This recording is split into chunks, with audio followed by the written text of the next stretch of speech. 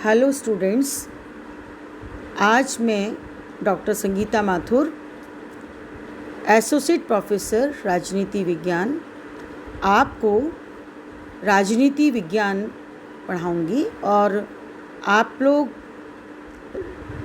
BA part 3 के students हैं। यहाँ पर हम 2 पेपर पढ़ेंगे। पहला जो पेपर है वो प्रमुख पश्चिमी राजनीतिक विचारक के रूप में है और दूसरा अंतर्राष्ट्रीय संबंधों के बारे में।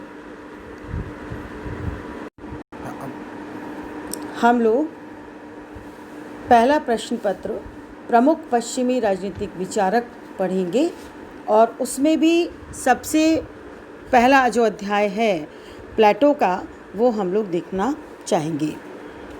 प्लेटो का जीवन परिचय अगर हम देखें तो प्लेटो का जन्म एथेंस के प्राचीन समृद्ध कुल में 427 ईसा पूर्व में हुआ था।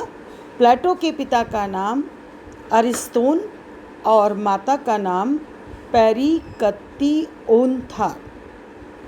जिस एथेंस में प्लेटो का जन्म हुआ था वह यूनान का उस समय सबसे महान नगर राज्य था।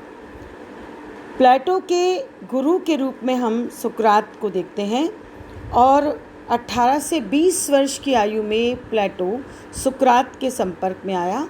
सुकरात की शिक्षाओं ने प्लेटो को आकृष्ट किया और प्लेटो उसका शिष्य बन गया और वह सुकरात के विचारों से अत्यधिक प्रभावित हुआ। सुकरात के विचारों से प्रेरित होकर ही प्लेटो ने राजनीति की नैतिक व्याख्या की, सद्गुण को ज्ञान माना, शासन कला को उच्चतम कला की संज्ञा दी और विवेक पर बल दिया।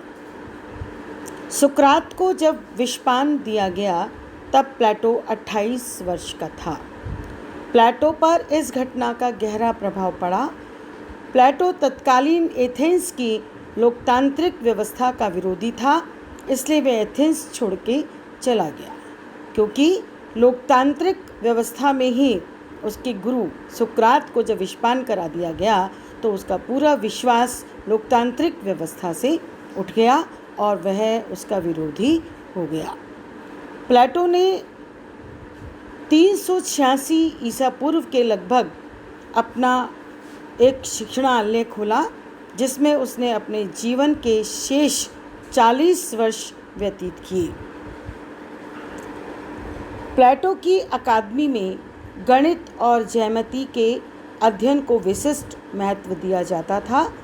उसकी अकादमी के प्रवेश द्वार पर यह तथ्य अंकित किया गया था कि गणित के ज्ञान के बिना यहाँ कोई प्रवेश करने का अधिकारी नहीं है। यानी प्लेटो ने गणित को सर्वोपरि विज्ञान के रूप में रखा और उसे अपने जो पाठशाला थी उसमें एक अहम विषय के तौर पर पढ़ाने का उसका औचित्य या उसका उद्देश्य था। इसके अतिरिक्त यहाँ राजनीति विज्ञान, तर्कशास्त्र, आचार शास्त्र, विधि शास्त्र, वनस्पति शास्त्र, मानव शास्त्र आदि अनेक विषयों की शिक्षा दी जाती थी। यह अकादमी लगभग 900 वर्षों तक ज्ञान की किरणें फैलाती रही। इसे पश्चिमी दुनिया का प्रथम विश्वविद्यालय होने का गौरव भी प्राप्त हुआ है।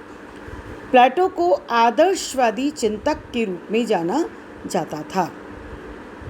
प्लेटो ने यद्यपि बहुत सी रचनाएं लिखी हैं, लेकिन अगर हम राजनीति विज्ञान के संदर्भ में प्लेटो की रचनाओं या ग्रंथों को देखें तो हम 3 ग्रंथ प्रसिद्ध तौर पर उनके मान सकते हैं। पहला है द रिपब्लिक, दूसरा है स्टेट्समैन और तीसरा है द लॉज। प्लेटो प्रारंभ में आदर्शवादी यानी रिपब्लिक में वह आदर्शवादी था, परंतु बाद में द लॉज में आते आते वह यथार्थवादी विचारक के रूप में जाना जाने लगा, क्योंकि प्लेटो ने जो सपना देखा था, प्लेटो ने जो आदर्श स्थापित करने का अपना एक मंतव्य स्थापित किया था, प्लेटो को लगा कि यह इस धरती पर संभव नहीं है। इसलिए प्लेटो ने रिपब्लिक के बाद द स्टेट्समैन और द लॉज में आते आते अपने विचारों को परिवर्तित कर दिया और वह एक यथार्थवादी विचारक के रूप में जाना जाने लगा। इसके संदर्भ में हम कह सकते हैं कि युवावस्था में आदर्श शासक रूपी घोड़े की पीठ पर बैठकर आदर्श राज्य के काल्पनिक लक्ष्य की ओर बढ़ने वाले प्लेटो ने वृद्धावस्था में कानून की लाठी का सहारा लिया, अर्थात वह कल्पना लोक से धरातल पर आ गया और वह एक व्यवहारिक राजनीतिक विचारक के रूप में अपने विचारों को अभिव्यक्त करने लगा। धन्यवाद।